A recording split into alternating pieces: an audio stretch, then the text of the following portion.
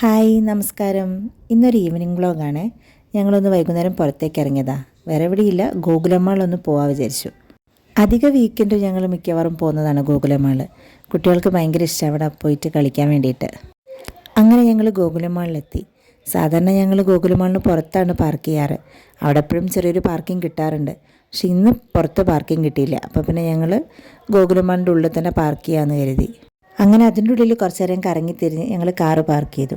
എനിക്ക് പക്ഷേ ഇതിൻ്റെ ഉള്ളിൽ കാറ് പാർക്ക് ചെയ്യുന്നത് ഇഷ്ടമല്ല. എനിക്ക് ഭയങ്കര കൺഫ്യൂഷനാണ്. നമ്മൾ കറക്റ്റ് അതിൻ്റെ സ്പോട്ട് നോക്കി വെച്ച് പോകേണ്ടി വരും.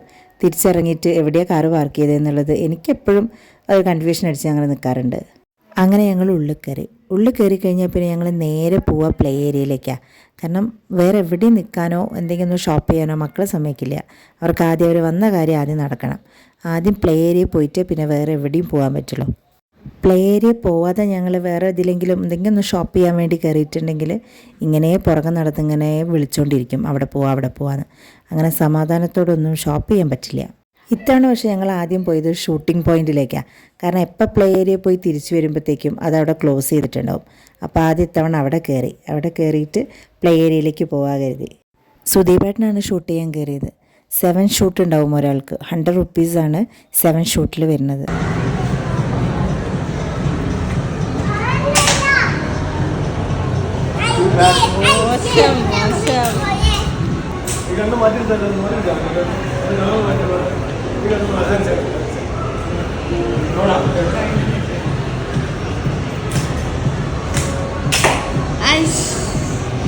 Very bad.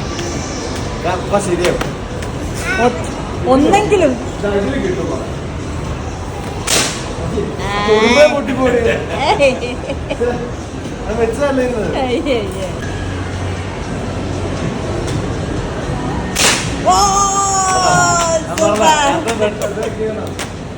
സെവൻ ഷൂട്ടുള്ളതിൽ ആകെ ഒറ്റൊന്നേ സുദീപേട്ടന് ചെയ്യാൻ പറ്റുള്ളൂ. ഇപ്പം ശരിയാക്കി തരാമെന്ന് പറഞ്ഞ് കയറിയതാ. അവസാനം ഒറ്റൊന്നിൽ നിർത്തി ഞങ്ങൾ ഫുള്ള് കളിയാക്കി തിരിച്ചു പോന്നു. അങ്ങനെ ഞങ്ങളെ ലക്ഷ്യസ്ഥാനത്തെത്തി. ഇനിയിപ്പോൾ ഇതിൻ്റെ ഉള്ളിൽ കയറി കഴിഞ്ഞാൽ എപ്പോൾ പുറത്തിറങ്ങുന്ന ഒരു പിടിയില്ല. ഞാനിടയ്ക്ക് വന്ന് അതിൽ കയറും കേട്ടോ, നമുക്കും വേണ്ട എന്തെങ്കിലും ഒരു എൻ്റർടൈൻമെൻറ്റ്. പണ്ട് കുഞ്ഞു ഒറ്റയ്ക്ക് ഇരിക്കാത്തതുകൊണ്ട് കുഞ്ഞുൻ്റെ കൂടെ കയറുമായിരുന്നു. ഇപ്പം തേജു ഒറ്റയ്ക്ക് ഇരിക്കാത്തതുകൊണ്ട് തേജുവിൻ്റെ കൂടെ കയറി. പക്ഷെ തേജുവിന് ഇത് അത്ര അങ്ങോട്ട് ഇഷ്ടപ്പെട്ടില്ല എന്ന് തോന്നുന്നുണ്ട്. അവൻ അത്രയ്ക്ക് അത് എൻജോയ് ചെയ്തില്ല. പക്ഷെ ഞാൻ നല്ലപോലെ എൻജോയ് ചെയ്തു കേട്ടോ. എനിക്ക് ഭയങ്കര ഇഷ്ടമായി. എനിക്ക് ഈ റെയിലിൽ കയറാൻ ഭയങ്കര ഇഷ്ടമാണ്. അവൻ ഒറ്റയ്ക്ക് ഓടിക്കാൻ പറ്റാത്തതുകൊണ്ടായിരിക്കും ചിലപ്പം കുഞ്ഞുവിനെ തന്നെ ഇങ്ങനെ നോക്കിയിരിക്കുന്നുണ്ടായിരുന്നു കുഞ്ഞു ഓടിക്കുന്നത്. ചിലപ്പോൾ അതുകൊണ്ടായിരിക്കും കയറിയിട്ട് വലിയ ഇഷ്ടപ്പെടാഞ്ഞത്. എന്തായാലും ഞാൻ നല്ലപോലെ എൻജോയ് ചെയ്തു. ഞങ്ങൾ എപ്പോഴൊന്നും ഈ റൈഡിൽ കയറാറില്ല കേട്ടോ, ഇടയ്ക്കൊക്കെ കയറലുള്ളൂ. പിന്നെ ഇത്തവണ കുഞ്ഞു ആദ്യമായിട്ടാണ് ഒറ്റയ്ക്ക് കാർ ഓടിക്കാൻ വേണ്ടി കയറിയിട്ടുള്ളത്. എപ്പോഴും ഞാനിരിക്കാറുണ്ട്. അപ്പോൾ അവളാണ് പറഞ്ഞത് ഒറ്റയ്ക്ക് ഞാൻ കയറി നോക്കട്ടെ എന്നുള്ളത്. അവൾ ഒറ്റയ്ക്ക് കയറിയത് കണ്ടപ്പോഴാണ് തേജുവിനും കയറണമെന്ന് പറഞ്ഞത്. അങ്ങനെയാണ് കൂടെ ഞാനും കയറിയത്. പക്ഷേ തേജുവിന് അതത്ര അങ്ങോട്ട് ഇഷ്ടപ്പെട്ടില്ല. ഇനി അടുത്ത തവണ പോരുമ്പോൾ നോക്കി നോക്കണം.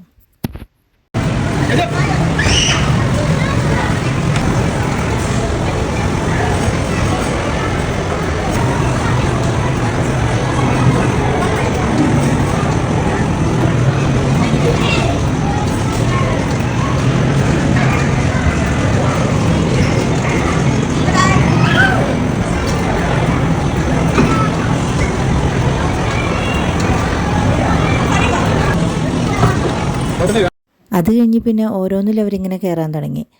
ഈ ഹോട്ട്സിൻ്റെ പുറത്ത് കുഞ്ഞ് മാത്രമേ ഉണ്ടായിരുന്നുള്ളൂ, വേറെ ആരും ഉണ്ടായിരുന്നില്ല. അപ്പോൾ അത് തേജുവിനെ കയറണമെന്ന് പറഞ്ഞപ്പം തേജുവിന് അതിൽ ഒറ്റയ്ക്ക് ഇരിക്കാൻ പറ്റാത്തതുകൊണ്ട് അവർ പറഞ്ഞു കയറാൻ പറ്റില്ല എന്ന്.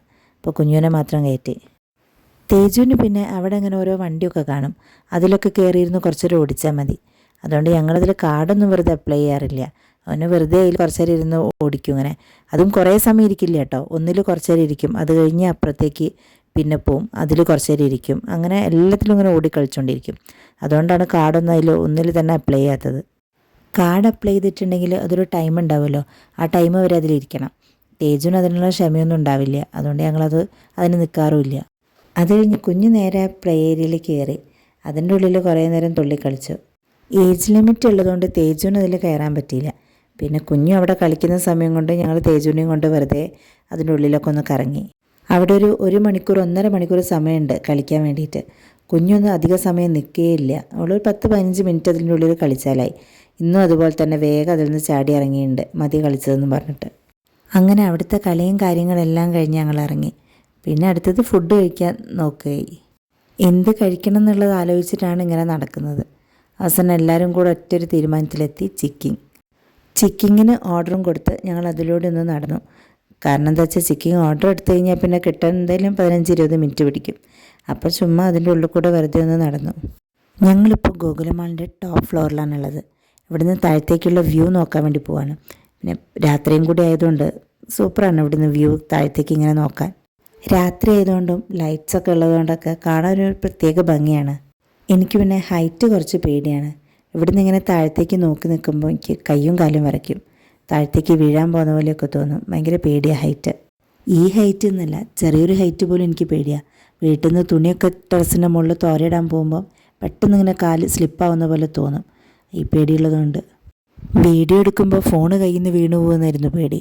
എനിക്കിങ്ങനെ ഹൈറ്റിൽ നിൽക്കുമ്പോൾ ഇങ്ങനത്തെ വേണ്ടാത്ത ചിന്തകളെ മനസ്സിൽ വരുള്ളൂ. എന്തെങ്കിലും കയ്യിലുണ്ടെങ്കിൽ അത് വീണു പോവുക, അല്ലെങ്കിൽ താഴത്തേക്ക് ഞാൻ തന്നെ വീണു പോവുക, അങ്ങനത്തെ ചിന്തയൊക്കെ വരും. അവിടുന്ന് പിന്നെ ഞങ്ങൾ കുറച്ച് ഫോട്ടോസൊക്കെ എടുത്ത് നേരെ കഴിക്കാൻ വേണ്ടി പോയി.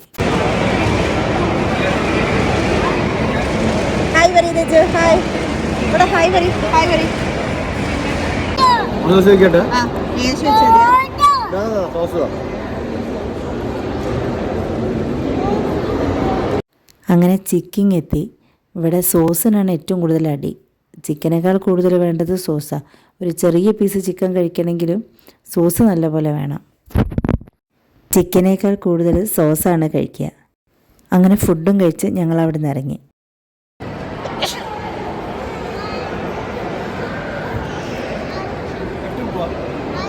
തേജുവിന് അതിനിടയ്ക്ക് അവിടെ നിന്നൊരു ബലൂണും കിട്ടി. അത് ഫലൂദ നാഷിൽ നിന്ന് കിട്ടിയതാണോ ചിക്കിങ്ങിൽ നിന്ന് കിട്ടിയതാണോ എന്ന് എനിക്കറിയില്ല. ഇനി ഏതെങ്കിലും കുട്ടികളെ കയ്യിൽ കണ്ടിട്ട് അവിടുന്ന് കരഞ്ഞ് പിടിച്ച് വാങ്ങിച്ചതാണോ എന്നും അറിയില്ല. അവിടുന്ന് കാറും എടുത്ത് ഞങ്ങൾ ഇറങ്ങി. എന്നിട്ട് ബീച്ചിലൂടെ ഒന്ന് റൗണ്ട് അടിക്കാമെന്ന് വിചാരിച്ചു. കോഴിക്കോട് ബീച്ചിൻ്റെ കാര്യം പിന്നെ പറയണ്ടല്ലോ, സദാസമയം തിരക്കുള്ളൊരു ബീച്ചാണിത്.